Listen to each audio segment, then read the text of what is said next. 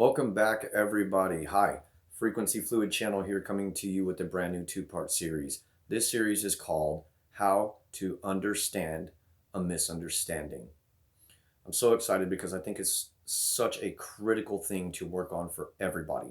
We all have to work on this constantly. It's nothing that you're going to just master per se. It's something where you've got to develop a method to utilize in those times of misunderstandings, relationships, friendships, workplace situations. These are things that are going to come up in your life.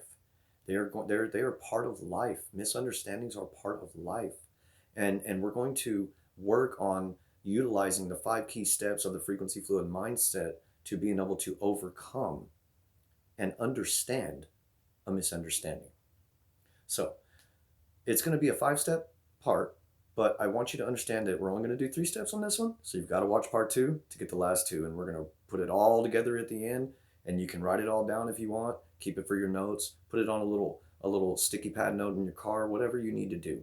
Um, I want it to be a resource for you. That's the whole point of this channel, is to be able to be a resource for you, so that we can continue a positive self growth with a proactive mindset of being on a frequency fluid vibration level, to be able to understand any situation, understand people, and thus create a better world for all of us.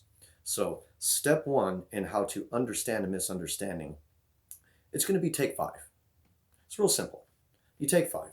You step back from the situation. The last thing you want is to go into a misunderstanding on a extremely high state of emotions. You don't want it to be in a heightened state of emotion, because you as I said before in other posts, the initial reaction for someone to give towards a misunderstanding is a negative reaction. But it is our duty to work to create a constructively positive reaction. And we're going to get there. So step 1, guys, write it down. Take 5. Calm yourself. You're going to give the other party involved, whether it's your wife or your husband or your brother, your sister, your best friend, or your boss or your coworkers. It doesn't matter. It could be someone off the street. And I promise you, these methods will work. You'll be able to get control of yourself, which is key. And see, we don't want to control other people. We want for everybody to organically get on the same frequency. And thus it will create a perfectly circled vibration that pours out, that is going to give everybody validation. So step 1 is take 5. You back up, you breathe. If you've got to stop and close your eyes, in the nose and out the mouth.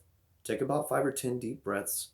Don't do this sitting down and jump up. You might pass out. I encourage you to do it in the most calm manner you can. Take 5. And those 5 minutes are going to lead into step 2.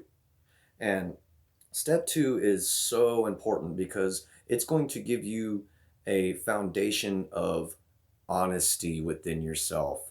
Step 2 is identify your intention. And by that I mean this. During those 5 minutes, you're going to assess where exactly you are coming from. See, you're going to get to where the other person's coming from, even if you don't understand it. But you've got to ascertain that fluidity within yourself first. So identify your intention. Become honest with yourself with your intention. Now, the best way to assess that is to tell yourself, okay, am I coming from a place that is based on selfishness? Or am I genuinely hurt and I want this other person to feel me? You see, because if you come from a place of just selfish pride or self-centeredness, you're definitely going to have to come to terms with yourself. And the number one thing you must do is, if you do find yourself in that situation and you do understand and realize, oh my God, I'm coming off really, really self-centered in this, and I'm really only thinking about me. I'm not even thinking about this other person. The number one thing you have to do, you have to admit it to yourself. You've got to. You've got to speak it into a realization so that you can be honest with yourself. As I said, it's going to be the foundation for what you're going to present to the other party in the misunderstanding. Okay, so step 1, take 5 minutes. You've got to calm yourself.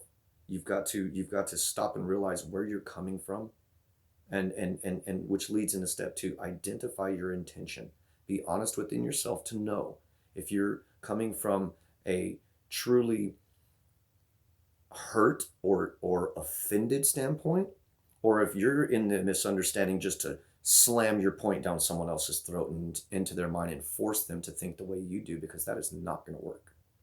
Um, that's going to lead us into step three.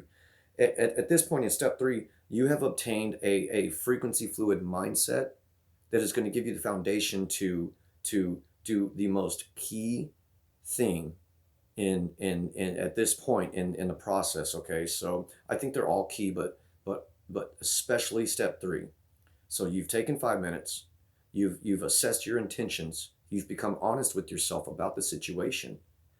Now it's time to open your ears. Now it's time to listen. Now it's time for the other party to have the floor, to be able to speak their mind. And you don't interrupt. You can't interrupt, because if you do, it's an act of selfishness, whether we want to admit it or not. It's an act of, I don't even want to hear you, and I don't care what you have to say, and that is going to be very evident if you interrupt, and the person's going to be even more offended. The misunderstanding is going to go way out of hand right there, and therefore you're going to be going backwards. And that is not what we want to do with the frequency fluid mindset. We don't want to go backwards, guys.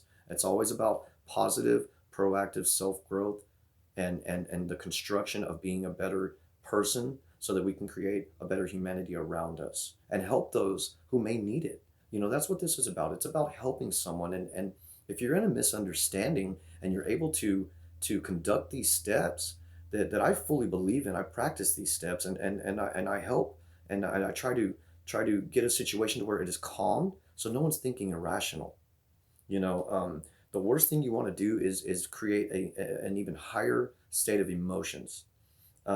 If you do that, it's often going to lead to regret in the situation. You're not going to feel validated. The other person may not feel validated.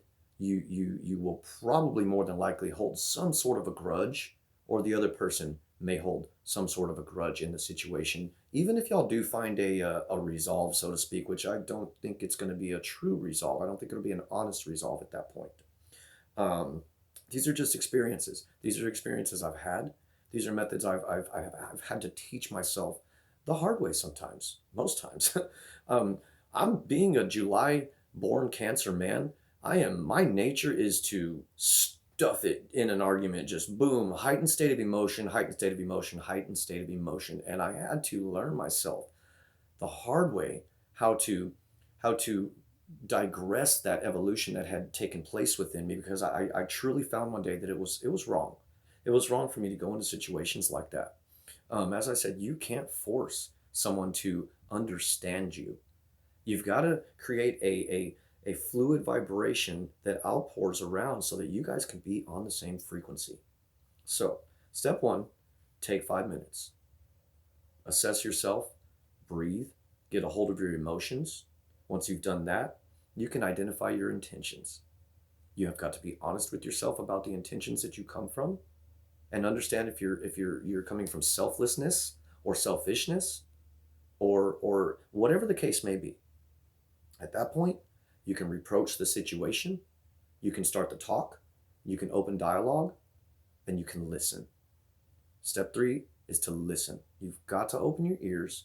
You don't want to interrupt. You want to give that person the floor and the validity to know that you are willing to be open-minded enough and open-hearted enough to perceive their viewpoint. It is key to understanding a misunderstanding. I hope you guys have enjoyed part one. We've got part two coming up here in a little while, and I hope you guys stick around. Please do not forget to hit like, share, subscribe. Don't forget to hit the bell icon if you're a subscriber. Please, guys, I can't thank everybody enough. Been getting a lot of good feedback. At Frequency Fluid 1 on Twitter. I got a huge Twitter family there. I can't not stress to you how much these people have been so good to me. I consider them family. They've helped me through some rough times during this last year, during this pandemic, and we're all just trying to learn together. So If there's anything we can do, it's we can teach ourselves how to be on a frequency fluid mindset and give ourselves a better sense of understanding. So, understand a misunderstanding, part one. I hope you've enjoyed. Thank you so much. Stay tuned.